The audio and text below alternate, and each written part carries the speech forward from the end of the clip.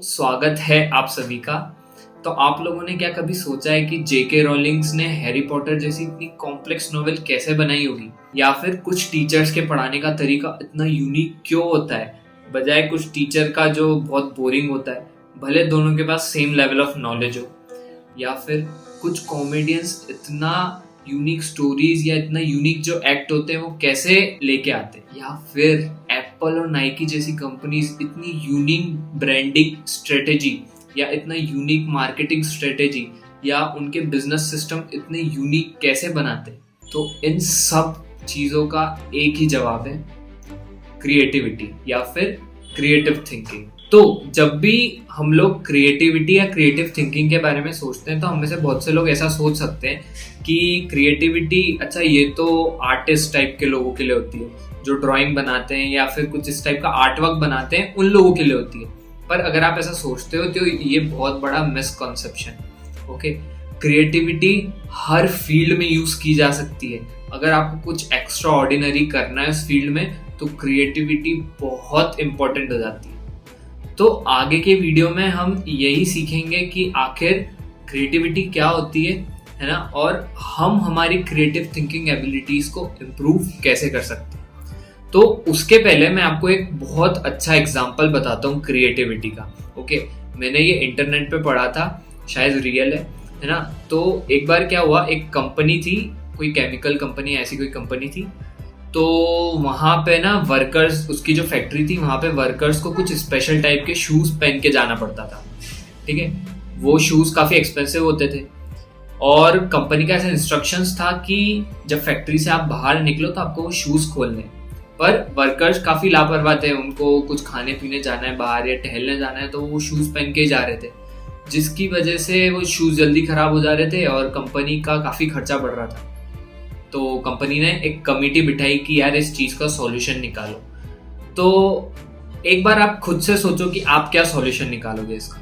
ठीक है, तो अगर हम लोग नॉर्मली सोचे तो हम क्या सोचते हैं कि यार जहाँ से भी वर्कर बाहर जाते हैं वहाँ पे कुछ 2 गार्ड्स को बिठा दो जो उन्हें बिना शूज़ के बाहर ना जाने दे, या फिर शूज़ की क्वालिटी अच्छी कर दो जो बाहर जाके ख़राब ना हो, है ना। और भी इस टाइप के हम इसी टाइप की चीज़ें सोच सकते हैं।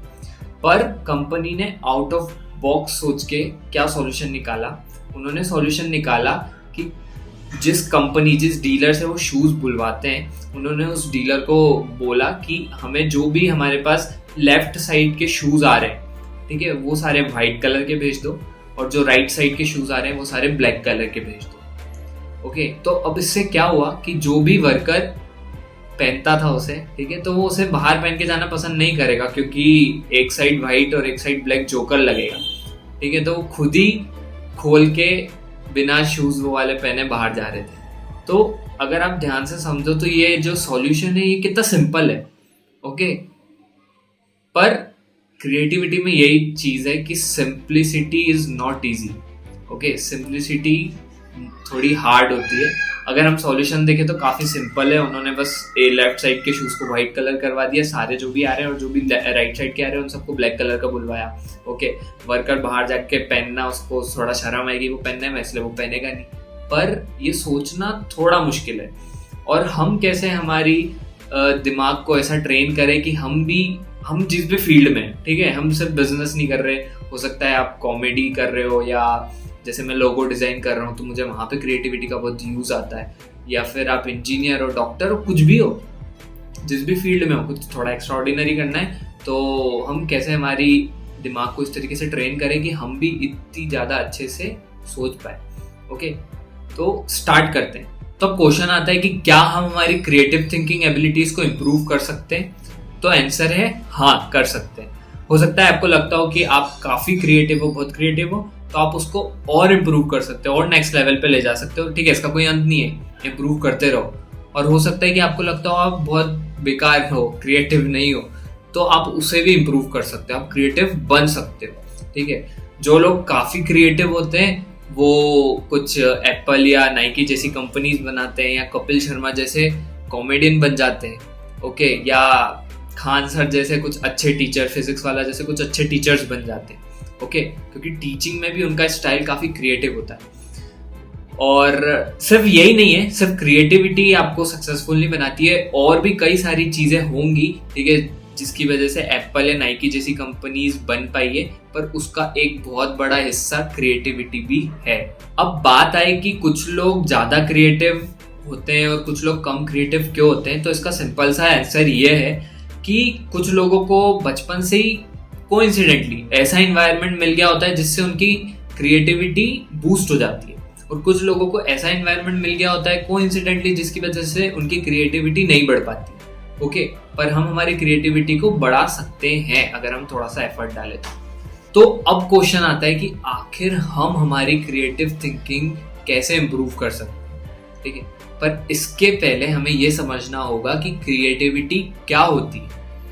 ओके, तो अगर मैं सिंपल लैंग्वेज में समझाने की कोशिश करूं तो क्रिएटिविटी का मतलब होता है क्रिएटिंग समथिंग यूनिक या क्रिएटिंग समथिंग न्यू। अब एक बार पॉज लेके खुद सोचो कि क्या हम सच में कुछ नया बना सकते हैं क्या? तो हम सच में कुछ नया नहीं बना सकते। ओके, सच में हम कुछ नया नहीं बना सकते, पर हाँ, हम कई सारी चीजों को जोड़ के कुछ ऐसा बना सकते हैं जिससे दूसरों को देख के लगे कि ये कुछ यूनिक है।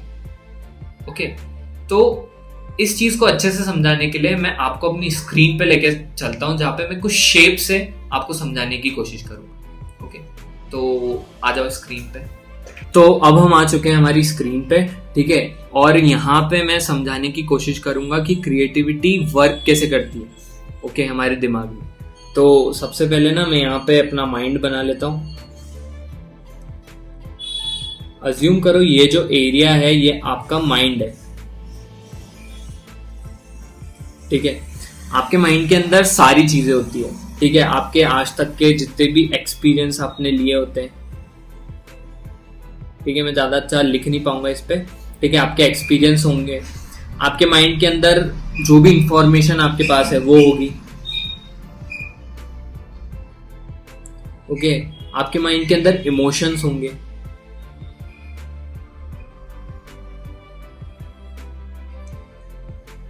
आपके माइंड के अंदर नॉलेज होगा,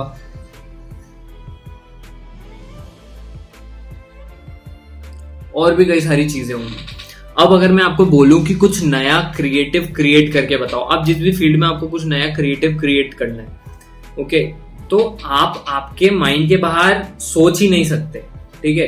दुनिया में और भी कई सारे नॉलेज होंगे जो आपको नहीं होगा, ठीक है, कई सारी इंफॉर्मेशन होगी जो आपको नहीं पता होगी, कई सारे एक्सपीरियंसेस होंगे जो आपके साथ नहीं हुए होंगे, ठीक है, तो आप उनको सोच ही नहीं सकते। आपको सिर्फ आपके माइंड के अंदर जो चीजें हैं उन्हीं का यूज करके कुछ नया क्रिएट करना है। ओके, तो अब हमारे दिमाग में क्रिएटिविटी कैसे काम करती है मैं आपको वो शेप्स के माध्यम से समझाने की कोशिश करता हूँ, ठीक है। तो हम साइड में आते हैं थोड़ा, और यहाँ पे मैं एक और माइंड का बना लेता हूँ, ये भी हमारा माइंड है, और इस बार हमारे माइंड में कुछ शेप्स हैं, ठीक है। पहला शेप है सर्कल, एक शेप ले लेते हैं स्क्वायर, ओके, एक शेप ले लेते हैं ट्राइंगल, एक शेप ले लेते हैं रोम्बस,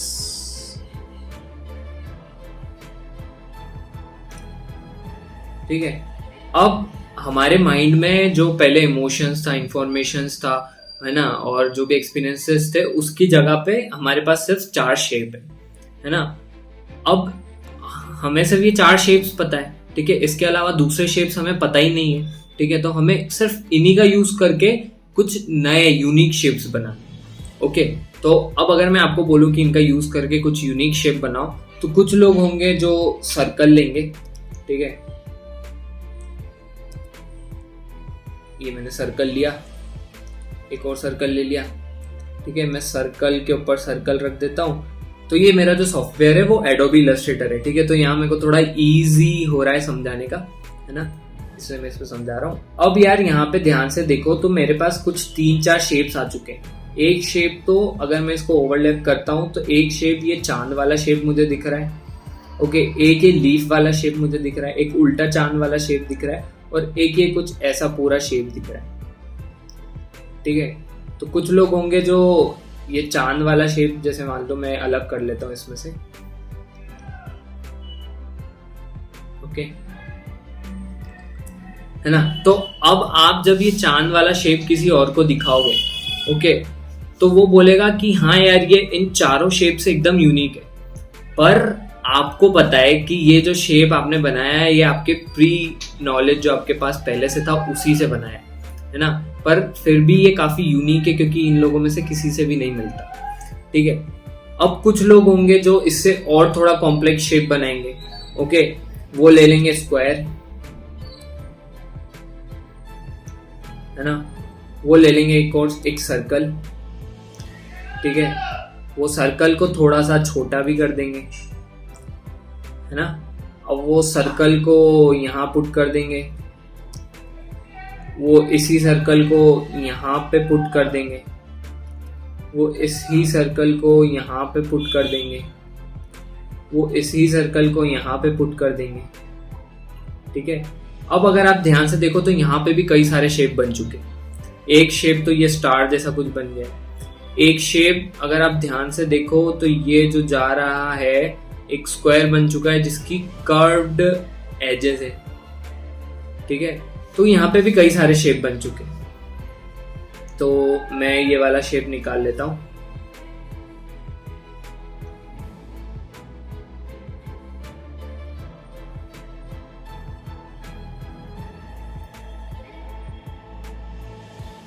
ठीक है, अब हमने ये कुछ एक और शेप बना लिया है, इन सबको हटा दूं, है ना। अब अगर आप ये शेप इन सब के सामने रखोगे तो ये एकदम इन सबसे यूनिक है, ये शेप इन सबसे यूनिक है, पर हमने हमारे प्रायर नॉलेज से इसे बनाया, ठीक है। अब क्या होगा ना कि हमारी क्रिएटिव थिंकिंग ज्यादा अच्छी जब मानी जाएगी जब हम जितनी ज्यादा कॉम्प्लेक्स तरीके से इन शेप्स को यूज कर पाएंगे, ठीक है। जैसे एक बंदा था जिसकी क्रिएटिव थिंकिंग थोड़ी लो थी तो उसने सिर्फ सर्कल के ऊपर सर्कल लग के ये बनाया, एक जिसकी थोड़ी और अच्छी थी उसने थोड़ा और कॉम्प्लेक्स सोच पाया और उसने ये कुछ बना दिया, ठीक है। एक जिसकी और अच्छी होगी वो सिर्फ इस सर्कल का यूज करके ट्विटर का लोगो बना देगा। अगर आपको पता हो तो ट्विटर का लोगो सिर्फ सर्कल यूज कर करके हम बना सकते हैं। मैं एक फोटो लगा देता हूँ स्क्रीन पे जिससे आपको समझ आए, ओके। तो इस तरीके से हमारी क्रिएटिविटी काम करती है। हम जितनी ज्यादा अच्छी तरीके से हमारे पास जो नॉलेज है उसको एक दूसरे से कनेक्ट करेंगे उतनी ज्यादा अच्छी क्रिएटिविटी हम दिखा पाएंगे, ठीक है। हम इन्हीं शेप्स का यूज करके एक इंसान जैसे दिखने वाला पिक्चर बना सकते हैं, ठीक है। एक जिसकी क्रिएटिविटी और अच्छी होगी वो क्या बनाएगा, वो ये लेगा, एक स्क्वायर ले लेगा, ठीक है, वो एक रोम्बस ले लेगा, मैं रोम्बस ड्रॉ कर देता हूं, ओके। इस स्क्वायर के ऊपर ही एक रोम्बस ले लेगा,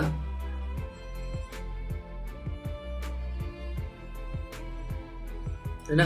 है भी ये रोम्बस ही है, बस ये थोड़ा सा चपटा कर दिया है हमने।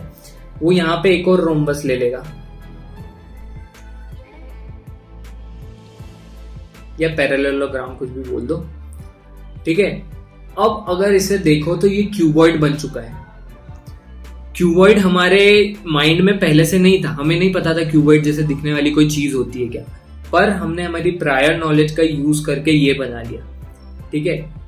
तो ये जो शेप है ये उसने बनाया होगा जिसकी क्रिएटिविटी थिंकिंग थोड़ी लो होगी, ये जिसकी थोड़ी उससे ज्यादा होगी, ये उसकी जिसकी और ज्यादा होगी, ठीक है। इन्हीं शेप्स का यूज करके जिसकी क्रिएटिव थिंकिंग बहुत ज्यादा होगी वो और कमाल की चीजें बनाएगा, ओके। तो हमें यही सीखना है कि आखिर हम अपनी क्रिएटिव थिंकिंग इतनी इंप्रूव कैसे करें कि हम यहाँ से इस शेप तक आ जाए, ठीक है। मैं इन सबको यूज करके और कॉम्प्लेक्स शेप्स बना सकता हूँ, पर मुझे लगता है बेसिक समझ आ गया होगा कि क्रिएटिविटी हमारे दिमाग में काम कैसे करती है, ओके। तो ऐसे काम करती है हमारी क्रिएटिविटी, ओके। अब वही बात है कि हम कितनी ज्यादा कॉम्प्लेक्स तरीके से इन सारे शेप्स को यूज करके बहुत कुछ अच्छा बना सकते हैं, ओके। अब ये चीज मैंने बताई है आपको शेप्स के माध्यम से, पर यही चीज होती है हमारे दिमाग में, हमारे जो भी आज तक के एक्सपीरियंसेस हैं, थॉट्स हैं, जो भी दूसरों में हमने ऑब्जर्व किया है, हम उन्हीं चीजों को लेकर कुछ क्रिएटिव बना सकते हैं। हम दिमाग के बाहर नहीं सोच सकते। तो क्रिएटिव थिंकिंग का जो एक डेफिनेशन जो स्टीव जॉब्स ने बोला है उन्होंने बोला है क्रिएटिविटी सिंपली कनेक्टिंग थिंग्स। जैसे कि यहाँ पे हमने कई सारे शेप्स को कनेक्ट करा, ठीक है, एक दूसरे से अलग अलग तरीके से। उनका भी कहने का मतलब यही है कि creativity simply connecting things. Okay, जब हम कुछ रैंडम चीज़ों को इस तरीके से कनेक्ट करते हैं और वो काफ़ी एक अच्छा आउटकम बनता है, तो दूसरों को लगता है कि यार ये कितना यूनिक है, पर हमें पता है कि हमने हमारी जानी पहचानी चीज़ों को ही कनेक्ट करा है। ओके, तो अब हम आते हैं हमारे मेन टॉपिक पे कि आखिर हम हमारी क्रिएटिविटी या क्रिएटिव थिंकिंग कैसे इम्प्रूव करें। तो यार हम हमेशा ना एक बॉक्स में सोचते हैं। ओके, हमारे पास हमेशा कुछ सिचुएशन होती है, हम उसके आसपास ही सोचते हैं। हम कभी भी बैठे बिठा ऐसे नहीं सोचने लगते कि ककड़ी जैसे दिखने वाला कुत्ता, या फिर हम हमारी जेब में पर्स की जगह मेंढक रखते हैं, या फिर गाय जो आधे पाँव पे चलती है।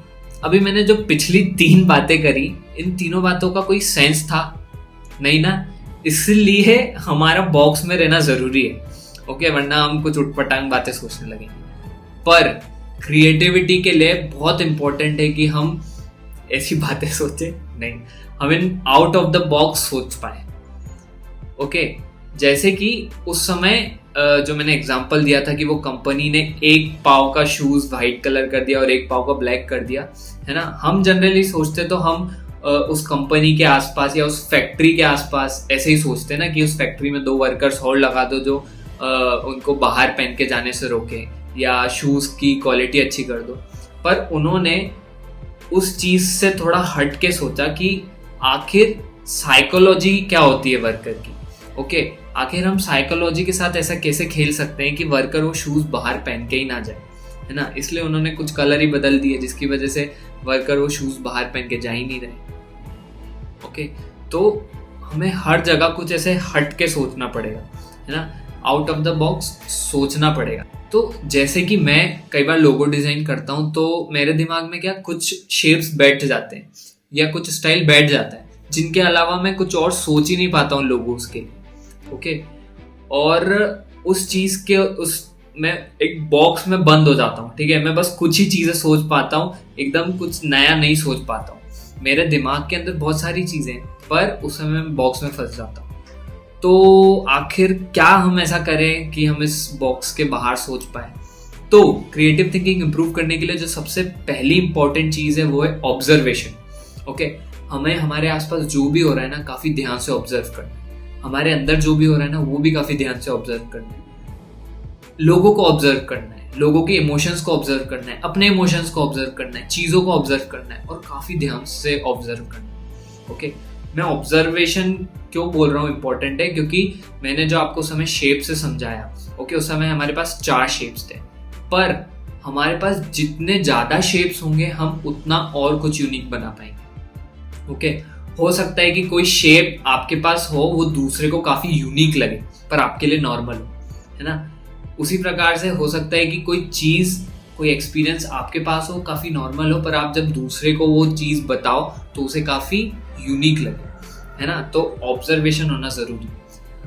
कई बार क्या होता है ना, हम डेली लाइफ में, हमारे घर में, हमारे ऑफिस में, हमारे कॉलेज में, स्कूल में जहाँ भी जाते हैं वहाँ रेगुलर हो जाता है ना, तो हम चीजों को इग्नोर करने लगते हैं। पर जब आप वापस से ट्राई करोगे चीजों को वापस से अच्छे से ऑब्जर्व करने की, तो आपको फिर पता चलेगा, अरे मेरे घर में एक ऐसा भी कोना है क्या, ओके, मेरे घर में ये चीज भी है क्या, मेरे स्कूल में ऐसा भी कुछ है, ठीक है ना। तो जब हम ऑब्जर्व करेंगे तो हमारे पास चीजें ज्यादा बढ़ेंगी, है ना। और जब हम कुछ क्रिएटिव क्रिएट कर रहे होंगे तो वो चीजें हमारे लिए काफी हेल्प करेंगी। अब जो सेकंड चीज है वो है एम्पैथी। एम्पैथी का सिंपल मतलब होता है कि हम दूसरों के पॉइंट ऑफ व्यू से चीजों को देख पा रहे हैं कि नहीं, है ना। दूसरों के पॉइंट ऑफ व्यू से चीजों को देखना एम्पैथी होता है। ये क्यों इंपॉर्टेंट है कि आप कुछ भी क्रिएटिव बना रहे हो, है ना, तो वो कुछ मीनिंगफुल होना चाहिए। ओके, कई बार हमें क्या लगता है कि यार ये काफी मीनिंगफुल है, पर दूसरों के पॉइंट ऑफ व्यू से वो मीनिंगफुल नहीं होता है। हमें ही लगता है कि वाह यार हमने कुछ बहुत शानदार कुछ बना दिया है, पर दूसरों को ऐसा नहीं लगता है। तो हमें दूसरों के पॉइंट ऑफ व्यू से सोचने की कोशिश करना है ऑलवेज, है ना। अब जो थर्ड चीज है वो है करेज। करेज यार बहुत इंपॉर्टेंट है, क्योंकि हम कुछ यूनिक बना रहे हैं ना, है ना। तो कुछ भी नई चीज शुरू करते हैं या कुछ नया करते हैं तो करेज तो लगता ही। हमने खुद ने सुना है कि कन्वेंशनल पाथ पे चलना इजी होता है, ठीक है। डॉक्टर इंजीनियर जो कई सालों से बनते आ रहे लोग, वो पाथ डिसाइडेड है, उस पे चलना इजी है। आप अपना कोई नया रास्ता बना रहे हो, वो टफ है, ओके। और करेज इसलिए जरूरी है कि आप, हो सकता है आपने कुछ नया क्रिएट करा, आप फेल हो जाओ, हो सकता है ना, तो हमें करेज जरूरी है।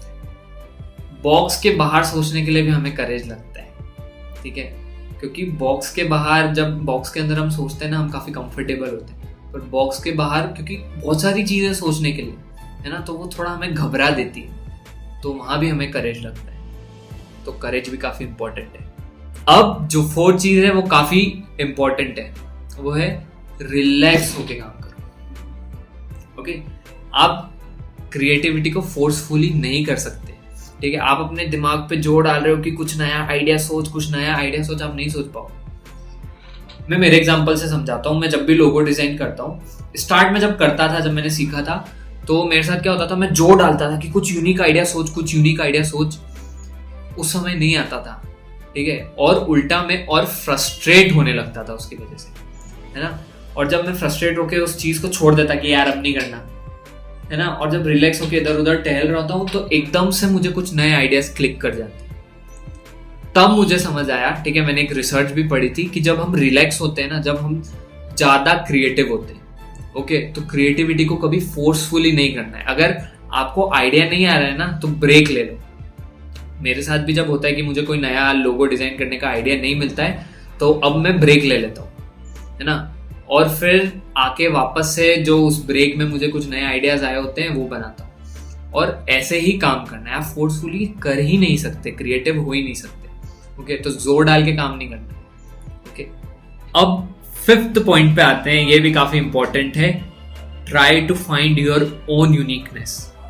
इसका मतलब है यार कि हम सब यूनिक होते हैं। हम सबके लाइफ एक्सपीरियंसेस बचपन से लेके अभी तक अलग होते हैं, जिसकी वजह से हम अलग तरीके से बनते हैं, ठीक है। हमारा व्यक्तित्व भी अलग होता है, हमारी हर चीजें अलग होती है, जो हमें यूनिक बनाता है, ठीक है। इस चीज को खराब मत करना कि यार मुझे किसी और के जैसा बनना है, ऐसा नहीं। खुद की यूनिकनेस पहचानो, खुद को जो चीजें अच्छी लगती है उस टाइप से चीजें थोड़ा हमें करने की जरूरत है, जो चीज हमें यूनिक बनाता है, ठीक है। यही है जो दूसरों से आपको डिफरेंशिएट करेगा, है ना। तो ये काफी इंपॉर्टेंट है, खुद का यूनिकनेस, खुद की यूनिक चीजें पहचानो। तो इसके लिए बेस्ट तरीका यह है अपने आप की यूनिकनेस जानने के लिए, ठीक है, एक पेपर लो, उस पर आपको जो भी चीजें पसंद है ना वो लिख लो, ओके। और वो पेपर अपने साथ लेके चलो। जब भी आपके साथ कुछ हो और आपको लगे यार ये चीज मेरे को नहीं पसंद आ रही, उसी समय वो चीज लिख लो, क्योंकि जब आप बैठोगे लिखने, जब आपको वो सारी चीजें ध्यान नहीं आएगी, है ना। उस पेपर पे लिख लो आपको क्या क्या नहीं पसंद है ना। कुछ दिन लो, जब भी आपके साथ कुछ ऐसा हो कि यार ये मुझे अच्छा नहीं लग रहा, उसी समय लिख लो कि आपको इस टाइप की फीलिंग नहीं पसंद, इस टाइप के लोग नहीं पसंद, इस टाइप के एक्शंस करना नहीं पसंद, इस टाइप की चीजें नहीं पसंद, है ना। वहीं एक पेज लो जिसपे लिखो आपको क्या क्या पसंद है, ओके।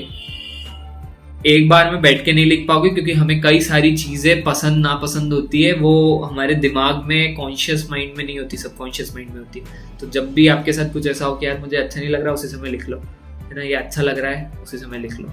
तो आपको धीरे धीरे पता चलेगा कुछ समय में कि आपका व्यक्तित्व कैसा है, आपको कैसी चीजें पसंद आ रही है, आपको उसके हिसाब से आपका यूनिक, जो आपके अंदर यूनिकनेस है वो पता पड़ेगी, ठीक है। ये काफी अच्छी चीज है, ठीक है, हमें काफी हेल्प करेगी खुद का यूनिकनेस बिल्ड करने में। अब 6th पॉइंट पे आते हैं, ठीक है। ये है एक एडवाइस कि simple things are tough, simplicity tough होती है। मैंने जो एग्जांपल दिया था कि वो कंपनी ने शूज के कलर चेंज कर दिए, है ना, ये काफी टफ है सोचना, ठीक है। जब हम सुनते हैं हमें लगता है अरे वाह काफी इजी सा आइडिया है, सिंपल सा आइडिया है, पर ये काफी टफ है सोचना, ओके। जब आप आपके आसपास में हर चीजें देखोगे ना, कि कोई कंपनी कैसे ब्रांडिंग कर रही है, मार्केटिंग कर रही है, कैसे उनके अंदर के सिस्टम वर्क करते हैं, आपको देख के लगेगा काफी ऑब्वियस है, ठीक है। उनने कई सारी नए नए तरीके ढूंढे होंगे, पर आपको लगेगा काफी ऑब्वियस है। पर खुद को उस पॉइंट पे रख के देखो कि वो ऑब्वियस चीजें आप सोच पाते, ओके। वो चीजें टफ होती है। फॉर एग्जाम्पल, अगर मैं इस कुर्सी पे बैठा हूँ, ये काफी ऑब्वियस है, नॉर्मल सी कुर्सी तो है, पर क्या आप सोच पा रहे हो कि जिसने भी ये कुर्सी पहली बार बनाई होगी उसने कितना सोचा होगा? ओके, तो सिंपल चीजें टफ होती है करना, और ज्यादातर जो क्रिएटिविटी होती है वो सिंपल चीजों में ही होती है। ओके, तो ये एक एडवाइस है, आप खुद से सोचो। ओके, क्योंकि आउट ऑफ द बॉक्स सोचना भी काफी सिंपल होता है, पर हम उसे रेजिस्ट करते हैं, हमारे लिए वो टफ होता है। ओके, तो बस यही थी कुछ एडवाइसेस। ऐसे तो बहुत सारी चीजें थी क्रिएटिविटी के बारे में बताना, मैंने बहुत कुछ सोच रखा था, कई दिनों से इस वीडियो के बारे में सोच रहा था। हो सकता है कि इस वीडियो में कई सारी चीजें छूट गई हो छोटी मोटी बताना, तो ठीक है, कोई बात नहीं, आगे और वीडियो बनाएंगे जब हमारे पास और इनपुट्स आएंगे। ओके, तो जब तक के लिए बाय बाय, आऊंगा नए वीडियो के साथ। Bye bye.